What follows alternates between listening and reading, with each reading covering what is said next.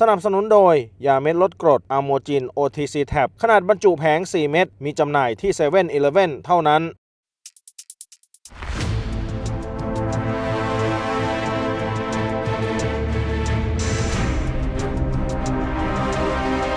สำนักข่าวซินหัวจากประเทศจีนรายงาน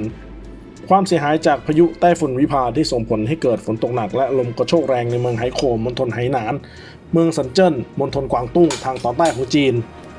รายงานระบุว่าไต้ฝุ่นวิภานับเป็นพายุไต้ฝุ่นลูกที่ 6 ของปีนี้เคลื่อนตัวขึ้นจากฝั่งครั้งแรกใกล้เมืองเจียงเหมินของมณฑลกวางตุ้งเมื่อเย็นวันอาทิตย์ที่ 20 กรกฎาคมความเร็วลมสูงสุดใกล้จุดศูนย์กลางพายุสูงถึง 33 เมตรต่อวินาทีด้านมณฑลไหหนานยกระดับการรับมือฉุกเฉินเพื่อควบคุมอุทกภัยและพายุไต้ฝุ่นจากระดับ 4 สู่ระดับ 3 ในช่วงเช้าวันอาทิตย์ที่ 20 กรกฎาคม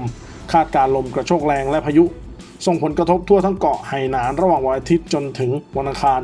20-22 กรกฎาคมทางการท้องถิ่นเมืองเจาทงมณฑลยุนนานทางตะวันตกเฉียงใต้ของจีน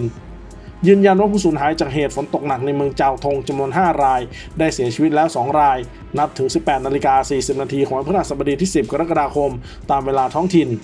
ปฏิบัติการค้นหาและช่วยเหลือผู้สูญหายอีก 3 รายยังคงดำเนินต่อไปรายงานระบุว่าทุกพื้นที่เกือบทั่วเมืองเจาทงเผชิญฝนตกหนักอย่างต่อเนื่องตั้งแต่ 7 นาฬิกาของวันอังคารที่ 8 กรกฎาคม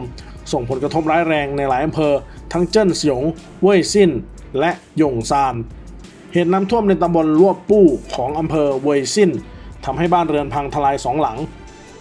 ทางการเมืองเจาทงดำเนินความพยายามกู้ภัยและบรรเทาทุกข์จากภัยพิบัติอย่างเต็มกำลังซึ่งมีการอพยพประชาชนสู่พื้นที่ปลอดภัยมากกว่า 7,200 คนนับถึง 19 นาฬิกาของวันพฤหัสบดีที่ 10 กรกฎาคม